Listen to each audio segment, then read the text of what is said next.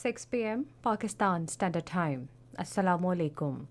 This is Radio Pakistan. The news read by Aisha Nayab. First, the headlines. Caretaker Prime Minister says Pakistan is fully capable to respond to challenge posed by non-state actors. Anwarul Haq Kakar has said government will ensure completion of ML1 project of Pakistan Railways on priority basis. Caretaker Minister for National Health Services has said comprehensive strategy has been formed to strengthen primary health system. Israeli forces raided Gaza's largest hospital Al-Shifa today, threatening lives of thousands of ailing civilians. In Indian illegally occupied Jammu and Kashmir, Indian troops in their fresh act of state terrorism martyred 2 Kashmiri youth in Baramulla district today. First semi-final of ICC Cricket World Cup between India and New Zealand is underway at Mumbai. And now the news in detail. Caretaker Prime Minister Anwarul Haq Kakar says that Pakistan is fully capable to respond to the challenge posed by non-state actors. Speaking at Magla Dialogue titled Evolving World Environment Charting the Course for Our Future in Islamabad today, he said the country did not rely on the outside security apparatus to tackle this challenge. The Prime Minister said the external aggression had been minimized due to country's defense capabilities. On the economic front, he said the country with a huge potential under the age of 30 had a great potential of development and growth. Referring to the immense natural resources, he said that the country could overcome its economic problems by utilizing these resources.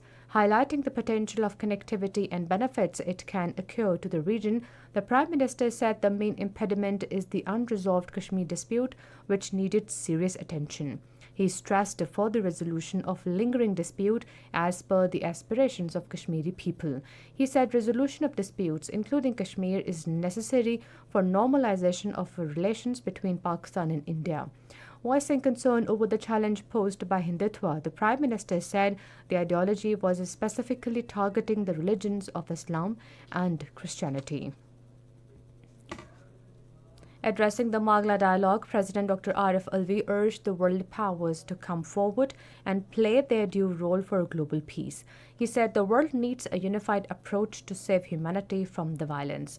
While condemning the barbarism of Israel on Palestinians, Dr. Arif Alvi said the killing of innocent civilians was a clear violation of international laws. Caretaker Prime Minister Anwarul Haq Kakar has said the government will ensure completion of a Main Line 1 project of Pakistan Railways on priority basis. Chairing a meeting in Islamabad today, he said ML1 is a national project and an important component of the CPEC, which will revolutionize the transport sector in the country. He said special consideration should be given to the environmental impact during the construction of the project. He said special attention should also be given to transparency in the construction of the project. A meeting of the Cabinet Committee on State-Owned Enterprises was held in Islamabad today with Finance Minister Dr. Shamshad Akhtar in the chair. The State-Owned Enterprises Policy 2023 was resubmitted to the committee for review after incorporation of feedback received from the members. The committee reviewed the changes incorporated in the draft and recommended the revised policy for approval of the Cabinet. Caretaker Minister for National Health Services Dr. Nadeem Jan has said that comprehensive strategy has been formed for strengthening the primary health system across the country. He said this during his inspection visit of the Community Health Centre at Shah Aladatta near Islamabad today. Dr. Nadeem Jan said the government was ensuring the provision of quality service in hospitals. Caretaker Minister for Planning, Development and Special Initiatives Mohammad Sami Saeed has highlighted the importance of education reforms amidst emerging challenges. He was talking to Bahria University Rector retired Vice Admiral Asif Khalik, who called on him in Islamabad today. During the meeting, they discussed various matters related to education, professional training and skill enhancement. The minister reaffirmed the government's commitment to provide full support in improving the education sector.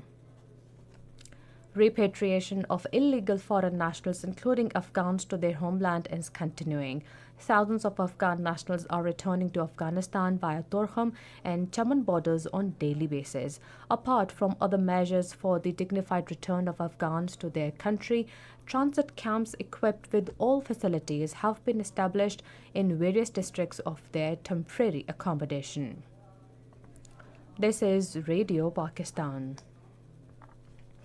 Indian troops, in their fresh act of state terrorism, martyred two Kashmiri youth in Baramulla district of Indian illegally occupied Jammu and Kashmir today. The troops martyred the youth during a cordon and search operation in Uri area of the district. In another search operation, the troops arrested two youth identified as Ijaz Ahmed and Gulshan Ahmed in Surankot area of Poonch today. The All Parties Hurriyat Conference spokesman has voiced a serious concern over the ongoing killing and arrest spree, unabated cordon and search operations, house raids, and seizure of properties in the occupied territory. He urged the United Nations to take steps for an early settlement of the Kashmir dispute and pointed out that India's reluctance in resolving the lingering dispute poses a serious threat to peace in the region. Meanwhile, People's Democratic Party President Mehbooba Mufti and National Conference Vice President Umar Abdullah in their statements questioned the bail granted to the Indian Army officer convicted for killing of 3 innocent Kashmiris in a fake encounter in 2020. Over 30 people were killed and several others injured after a bus skidded off the road and fell into a gorge in Asar area of Doda district today. Israeli occupation forces today raided Gaza's largest hospital, blowing out its doors and partition, threatening lives of thousands of ailing and sheltering civilians in the building. According to media, before assault, the hospital internet services and power supplies were disconnected, and journalists present in and near building were arrested by Israeli soldiers. Thousands of patients and displaced Palestinians are trapped inside, including dozens of premature babies who are fighting for their lives. Meanwhile, the Palestinian Ministry of Foreign Affairs has demanded urgent international intervention for protection of civilians after Israeli forces raided the Al-Shifa hospital. In a statement on social media platform Twitter, the ministry condemned the Israeli raid of Al-Shifa and other hospitals in Gaza, describing it as a blatant violation of international and humanitarian laws. Meanwhile, UNICEF Executive Director Catherine Russell has said that over 1 million children of Gaza were trapped under the rubble of collapsed buildings. In a statement, he said more than 4,600 children had been killed, with nearly 9,000 injured, while many children had missing and believed buried under the rubble of collapsed buildings. China and the United States have pledged to work together more closely to fight global warming. In a joint statement following climate talks in the US, President Joe Biden and his Chinese counterpart Xi Jinping pledged to make a success of a crucial UN climate summit starting at the end of this month in Dubai. In the first semi-final of the ICC Cricket World Cup against India in Mumbai, chasing a victory target of 398 runs, New Zealand were 18 for no loss in 2.5 overs a short while ago. Earlier, India scored 397 runs for the loss of 4 wickets in allotted 50 overs. And finally, the weather report. Meanwhile, dry weather is expected in most parts of the country, while cold and partly cloudy in upper parts during the next 12 hours. Fog and smog is likely to develop in plain areas of Punjab and Khyber Pakhtunkhwa.